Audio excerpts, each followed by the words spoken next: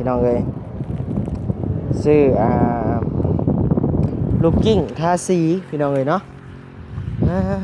โตไฟฟ้าฮะบุญทวีเด้บุญทวีเปิดไปแต่เมื่อวาน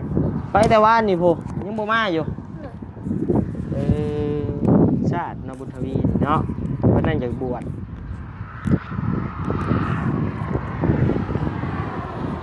เนี่ยเพิ่นยังสิบวชคือเก่าอยู่บ่มันก็บ่ฮู้นำเพิ่นเจ้ามาเลยไปเลยติไปแต่เมื่อวานเจ้าไปรีดน้ำไม่หามือน่ะมือเจ้าขาโลดดินน้ำอยู่ใช้ จะแซ่น้ำไม่หามือเจ๊จะลงกับเปื่อยหมดจะลงกับพูดก็ได้หามือน่ะมันก็เปื่อยหมดแล้วหามันก็เปื่อยหมดแล้วกาวหมดเลยก็โตจะได้บ่หน่อยเล่นแต่แหล่ลืมติหากแต่ฮอดขั้นตอนห้องพื้นเนาะพี่น้องเนาะมันก็บ่นำปานใดห้องพื้นอีกรอบนึงโถงนี่ก็แล้วละติเนาะหรือว่าเพิ่นยังสิล้ำอีกบ่ก็ยังบ่ฮู้พี่น้องเอ้ยแล้วเป็นทุกข์กระดาษใช่หัวเฮาเป็นหยังเราเลยเจ็บหัวเลยนี่แบบนี้แหละจะท่านี่แหละเพราะว่าพวกใครมึงขดบวกบ่ไว้พวกใครเด้แตกใส่ตาเด้ถกที่น้ำ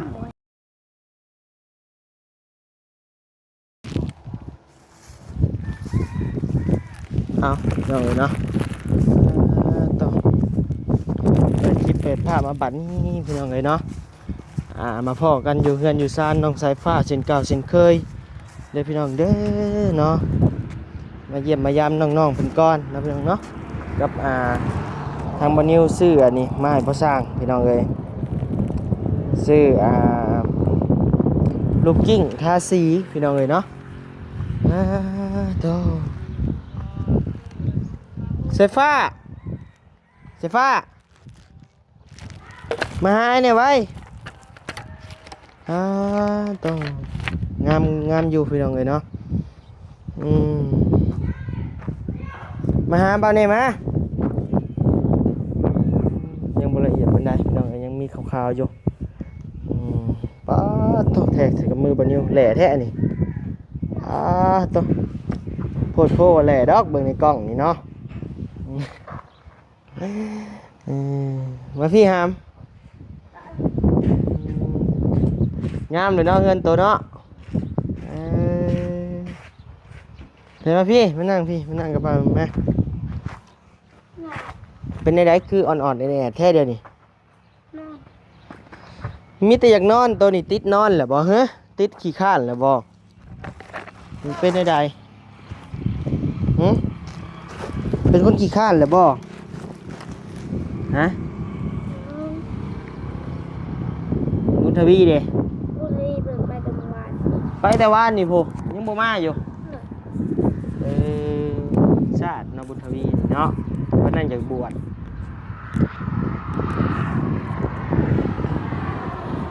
เนี่ยเพิ่นยังสิบวชคือเก่าอยู่บ่มันก็บ่ฮู้นำเพิ่น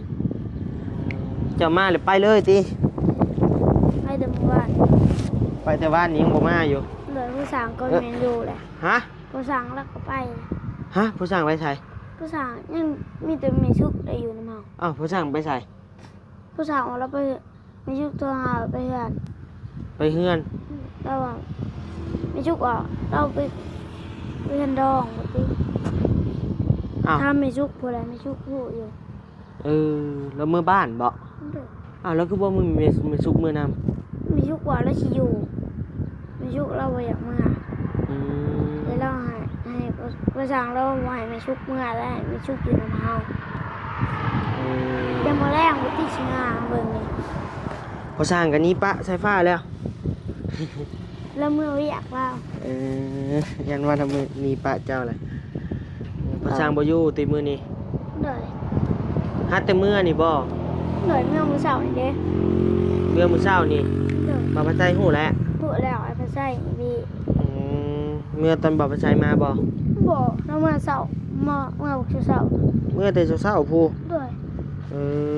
อแล้วป้าไม่ชุกไว้อยู่น้ำเจ้า ด้วย อืมแล้วอะไรทาสีของเพื่อนอยู่ใน เบิดเนี่ยซีนาไม่ชุกแล้วก้อยบ่เป็น ไม่ชุกท่าบ่ของเงินเจ้านี่ โดยไม่ชุกเท้าเบิดแหละซีโตก้อยแล้วนะ อืม แล้วไม่ชุกก้อยแล้วก้อยบ่เป็นแล้วเราก็เลยนอนปักผ่อนมัน รอมินได้ถามผู้สร้างมาผู้แรกจังกอยอ้ายก็ยันกอยบ่ถึงสเปคเพิ่นดอกมือสบายดีปะลุงเนี่ย ไปที่ปลาลง เลยถามปะลุงดูกินข้าวเลยบ่ ทางปลาลง ว้าวอ้ายบอกจะถามปะลุงเนี่ยกินข้าวเลยบ่ ปลาลงกินข้าวแล้วบ่ ได้หยังกินกับข้าว กับเขา เม่นมาบอกหน่อยเด้อ มันบอกไปเด้อ อืมอ่านเป็นอยู่บ่สมมุติว่าปะลุงเพิ่นเม่นมาจะอ่านเป็นอยู่บ่ อ๋อ ยังบ่ทันได้มอบมันอย่าจับแม่ยังบ่ได้มอบซ้ำยังบ่มอบซ้ำจับเลยอันนี้ โอ้ยท่า ใช้ยังขึ้นดูอันอ้ายถ่ายคลิปเนี่ยยังขึ้นอย่าบังหน้าตัวเองกว่ายังขึ้นแบบนี้ใส่เอาหัวมันลงเลยใส่ นี่อยู่ นี่บอกเห็นแบบนี้เบิ้ง นี่ นี่เดี๋ยวนี้ เลย ส มา องเบื้องเบื้องหนึ่งตั้งขึ้นเบื้องหนึ่งนะ เรื่องเงินจ้างเงินนะเนี่ย อย่าบังหน้าตัวเองแหละวึบใส่จับดีๆกว่า นี่ โดย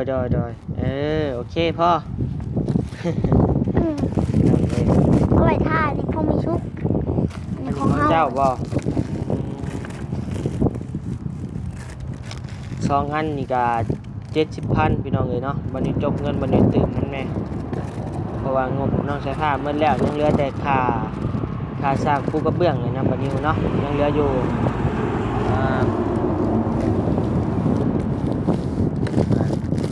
ค่าสร้างนั่นแหละพี่น้องเลยค่าปูกระเบื้อง สั่งว่ายังบ่สั่งว่าบ่ายโมงประมาณจะโมงเลย น่าได้12 โมงกำลังสิบ่ายแล้วกำลังฮอดบ่าย รอน้ำเฮาบ่ายระหว่างเช้า อืม เราก็เลยไปเลย แล้วไปกับไผ ไปคนเดียว ขี่รถยังไป เราหลาดรถมันเรารถใช้ทางไปนี่แหละเลย เย็นเนาะมื้อนี้เนาะแล้วก็อยากนอนเนาะ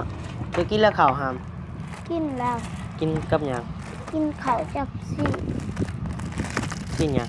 ที่งัวเด้ กินงัวมาจะใส่ เอาภาษาเอามาที่เงินดอง อืม เข้าไป เลยแจ้งหูแจ้งตาเนาะเฮือนเจ้าเนาะแต่ว่ามันจะเปื้อนไม่ชราหนิดนึงพี่น้องเอ้ยเนาะเดี๋ยวให้ผู้สร้างเป็นเสร็จออกจะสิเสร็จออกบ่หรือบ่ออกก็บ่รู้พี่น้องเอ้ยเนาะถามผู้สร้างกันมันอาจจะมีพิธีอยู่เนาะ ทาสีเลย ไอ้ถ้าบุเป็นจนว่ามันขี้ร้ายได้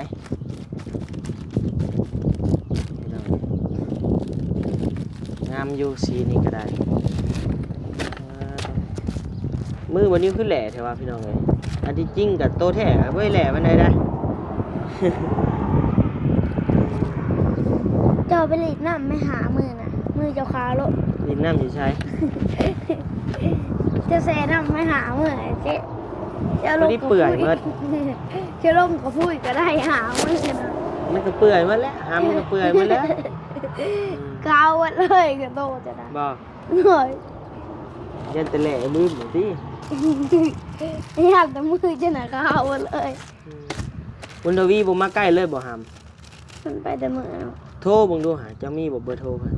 บ่มี มีบ่เฟซเพิ่น มี โทรเบิ่งดู นิดนะเบิด เน็ตหมด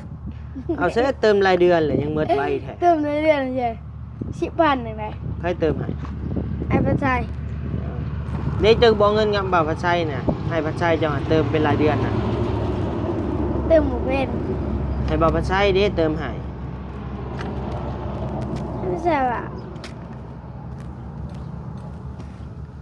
หืม ก็โหดว่าเราที่เติมไม่เฮาเราก็เลยเมื่อเลยจับเจ้ามันเด้ อืมนี่เรานั่งถ่ายคลิปอัดแล้วนอนอยู่นะเดี๋ยวเราเติมให้เงินจะผักมีน้ำดาวดิจักแสน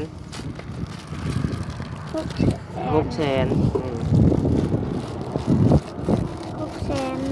น่าเกี่ยว ฮะ 600,000นึง โอ้600,001บักหลายได้ยี่ไรเติมน้ำมันรถไอายมาหาเจ้าเป็นเดือน เอา เติมน้ำมันรถไอายมาหาเจ้าก็ได้อยู่ประมาณ4-5 มื้อกูได้ละ หัวมันหดเป็นเดือนดอก 5 มื้อ600,000 หามือติว่าหามือติมือละแสนบ่ แสดงรวมทั้งค่าไอกินนั่นนี่หา2 มื้อไอซื้อเครื่องมาผ่าจะพร้อมมื้อละ300,000 600,000น่ะ2 มื้อไอใส่ ได้ เติมน้ำมันกับมื้อละ200,000 เช้านี้มื่อในวีจะเผยไปตอนนี้ของหมูเมื่อวานจะเห็นบ่ บ่เห็นเลยอะ ภาษาอังกฤษบ่ ไอ้มาบ่ได้พ่อบุญทวีวัน พ่อได้ บ่พ่อ เอ้าจะมาตอนไหนวะจะมานะเห็นตอนจะถ่ายคลิปน่ะในห้องนอนจะมายังบ่ทันเห็นบุทีวีเนาะ บ่ได้เห็นใดอืม ไอ้ภาษาเห็น บ่ ไอ้ภาษาทัน เข้ามา ป้า แต่ พายเข้าไปเบิ่งเงินเจ้าได้ปะ ไปแนวทาซีอันนี้ม่วงใช่ปะ มีม่วงบ่ มีได้ ใช้มาห้องนี้ก่อนนี่ ห้องนี้กันฮะห้องเราทีบมาในห้องนี้ ฮะ ห้องที่เราทีบมาห้องนี้ห้องเราทีบมาจอดไว้เลย รถถีบจะไปใช้หำ อยู่บนอยู่พุ่นนี่ โอ้น่ะบ่ เออ หากแต่ฮอดขั้นตอนห้องพื้นเนาะพี่น้องเนาะมันก็สิบ่นับปานใดห้องพื้นอีกรอบหนึงพุ่นละนี่ประมาณอีกรอบหนึงพุ่นละจังทาลงสีแท้ได้ หอบที่เยอะเลยเนี่ย โดย ทาซีแท้เลยมันเบิ่งภาษาเนี่ยเนี่ยยุงกัดสิ ยุงบ่น่ะ ยุง แม่นสิบ่ หัวเลย เบิ่งซูมเบิ่งเอาไปเด้อ ยุง อ่า ยุงมันไปใช่ละนี่ยุงกันดิ บ่แม่น แม่ แมงไหม้ไปเบิ่งนี่ป่ะไปเบิ่งเฮือนในผู้ป่ะเฮ็ดมัน เป็นบ่อยุง แมงไหม้บ่แม่นยุง ยุง บ่แม่น ยุงมันโตได้หลาย ยุงหลายมันเป็นโตจังใดมันโตใหญ่ซำโตสร้างบ่ห้องต่อได้ไหมบ่โตใหญ่เอ้าชุกบ่นอนโอ้ยไปบ่โตใหญ่ถ้ามันกัดไปอาจจะเป็นไข้เลือดออกห้องสายฟ้าเนาะห้องนี้เนาะ เลยห้องจะบ้องบูดมีชุกพลา ไผ มีชุก เป็นหยัง มันกบ มันสิเป็นหยังคือบ่ เพื่ คร อบ เอากระดาษทรายคัดออกยากเลย ปิดห้อง ห้องเจ้านี่ฮ้อนทำเลย ฮะ ห้องเจ้านี่ฮ้อน ห้องหน้าบ้านผู้เย็น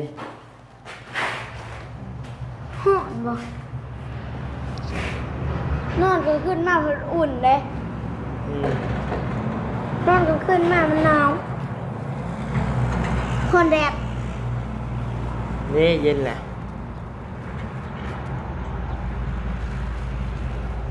ไปเบิ่งนี่ไป ห้องน้องผมนี่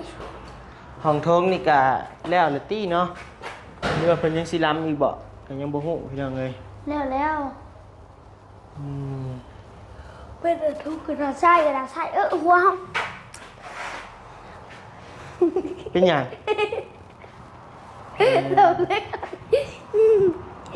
เจ็บหัวเลย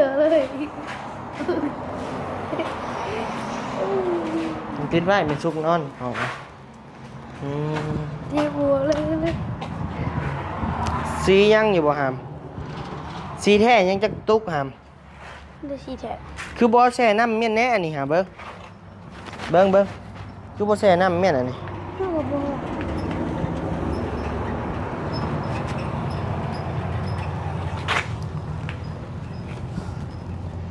อันนี้สีแท้บ่นี่ แกเบิ่งสีแท้แล้ว แกะบ่ได้เว้ยอุ้ยแกะคือหยาบกว่า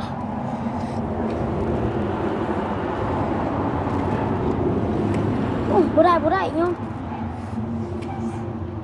บ่ได้ บ่ได้บ่ ตัวนี้ลองมาไอ้บ่เห็นสิ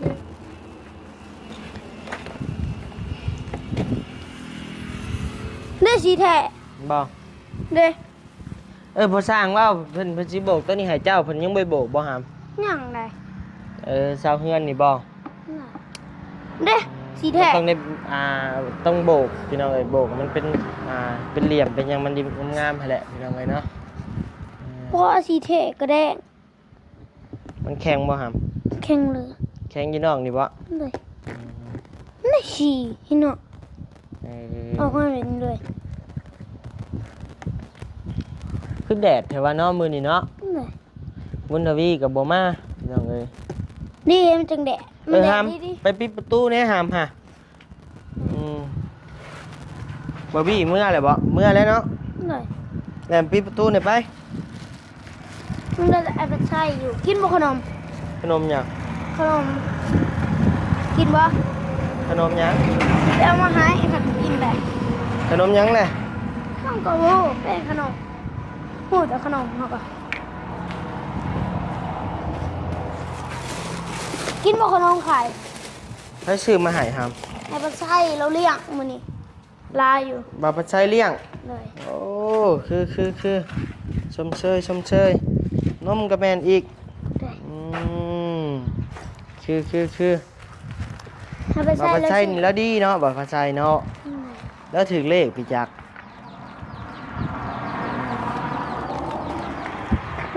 ห่อ ไอ้อิ่มแล้วจะกินรส ห่อเจ้า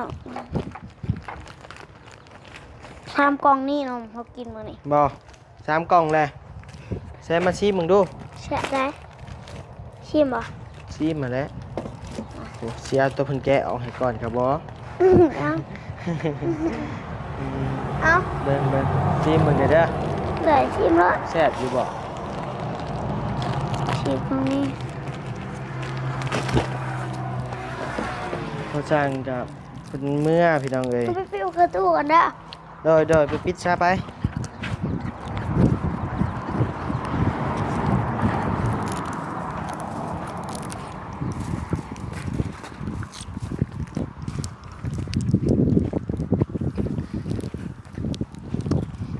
ตู้เจ้าก็ไฮเทคนะครับเนาะรุดอะไรนี่ ใช่ ขาดแหละ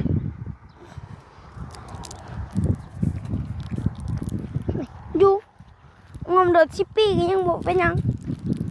ใช่ว่าเอาไม้มาใส่ตอกไม้เห็นเป็นประตูพับได้เลย ไหน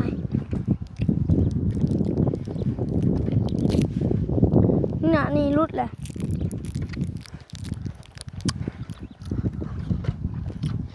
ไหนได้แล้ววะนี่งัวทำผีชน บ่ โดดชิปปี้ก็ยังบอกเป็นหยัง ขาดได้หำเลยเบิ้งถ้ามันเปิดให้เบิ้งเนื้อประตูเบิ้งนี่ฮะบอกก็ขักอะไรไปนั่นก็ได้ห เกาะขักไปโอ้ย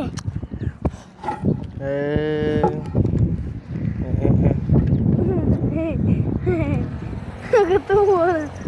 ให้เช็คเนาะประตูจะเนาะ หน่อย อืม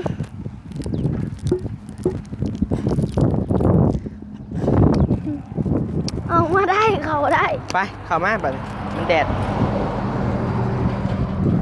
ปิดเมียนบัดนี้คืออืมเป็นยังไง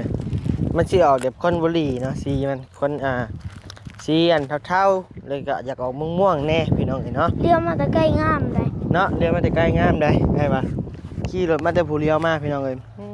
อองตองอยู่ ขะเงินสิไปตัดอันนี้มันพี่น้องตัดตีนมันเนาะตัดตีนเป็นสีตะมูเด้อพี่น้องเด้อเนาะสีตัวเอามาแหละมันก็สีแบบฝนตกนะอันขี้ดินมันสาดแสนก็สิบ่เปื้อนสีตะมูก็ดีอย่างหนึ่งอยู่เวลาถือขี้ต้มเด่นใส่กับบ่เปื้อนปานใดเนาะพี่น้องเนาะมันเป็นสีตะมูเด้มันเป็นสีอันสไตล์แบบขี้ดินเนาะก็คืออยู่งามอยู่ สีวงกบเป็นท่าบ่ สีวงกบนี่ถ้าเป็นสีขาวครับบานประตูเลยถ้าเป็นสีไม้จะงาม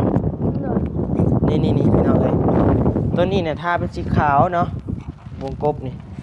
แต่บ้านมันนี่ถ้าเป็นสีไม้สีเลกเกอร์พี่น้องเลยสีเขียวเงาแหละว่าง่ายก็ได้เนาะนี่ถ้าแบบโต๊ะแบบตั้งนี่แหละพี่น้องเลยเนาะมันจะเห็นลายไม้เป็นลายของมันเองเลยพี่น้องเลยเนาะ สีแบบ บ่ได้ตกแต่ง สีแบบนี้นะเห็นป่ะ แม่นเอาซีอันนั้นคือไปตากแดดฮะมาขอมาในแม่มันห่อนแห้งมันระเบิดได้เดี๋ยวขึ้นมาพี่มาโตพี่อาจีให้เพิ่นเบิ่งก่อนนี่พี่น้องเป็นสีลายไม้แบบนี้แหละเนาะนี่แบบนี้แหละเดี๋ยวท่านี่แหละเพราะว่า พวกหรือใครถึงขดบวก บ่ แบบ ไว้ จัก พวกใครได้แตกใส่ตาได้อืม ถกที่น้ำบ่เนี่ย อืม ป้าเขาไว้ห้องหนึ่งป่ะ อืม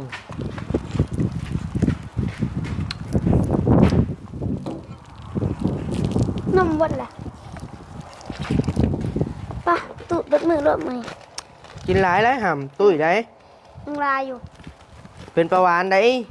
กินหลายเห็นบ่กินก็ได้อืม อิ่มอ่ะ อืม เดี๋ยวพี่ ซุกเพิ่นนอนพี่น้องเอ้ยเนาะ ขนมน้ำยังลายอยู่ดินี่สี่ห้ากล่อง ไปหามไปอาสิปิดคลิปเพียงสำนี้แหละไป ไว้แล้ววะ ไว้ซะบ่ ไหนจักเลยอะไรอ่ะ ในเช้าล่ะ ป้า อืมได้แล้วเวลาก็พอสมควรเลยเนาะเดี๋ยวมื้อหน้าจังมาพบมาพอกับสายฟ้าใหม่เนาะ เธอที่ไปใส่บัน อ้ายสิไปเบิ่งอยู่หน้าแผกก่อนเดี๋ยวไปใส่กับพังเบิ่งเนาะเอานะพี่น้องเนาะเดี๋ยวมาพบมาพอกันใหม่ในคลิปหน้าเด้อพี่น้องเด้อเนาะเอาพี่อันสายฟ้าบอกให้พ่อแม่ FC อยู่ดีมีแห้งแน่อวยพรให้เพิ่นแน่ หมอเป็น เอาว่าแล้วแหละขอให้พ่อแม่พี่น้อง FC ว่าเนี่ย หมอเป็นบันได ว้าว หมอเป็น ว่าตามอ้าย เลย ขอให้พ่อแม่พี่น้อง FC พ่อแม่พี่น้อง FC อยู่ดีมีแห้งก็ว่าไปบัดนี้ อยู่ดีไม่แห้ง ความเจ็บอย่าได้ความไข่อย่ามีปรารถนาสิ่งใดให้ได้สิ่งนั้นอย่าเจ็บอย่าจน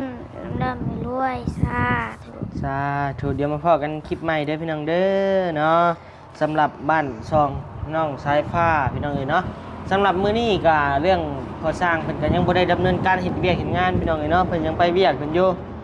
เอาเดี๋ยวมาพบพอกันในคลิปหน้าเด้อพี่น้องเด้อบ๊ายบายสายฟ้า สวัสดี บ๊ายบายเดี๋ยวนี้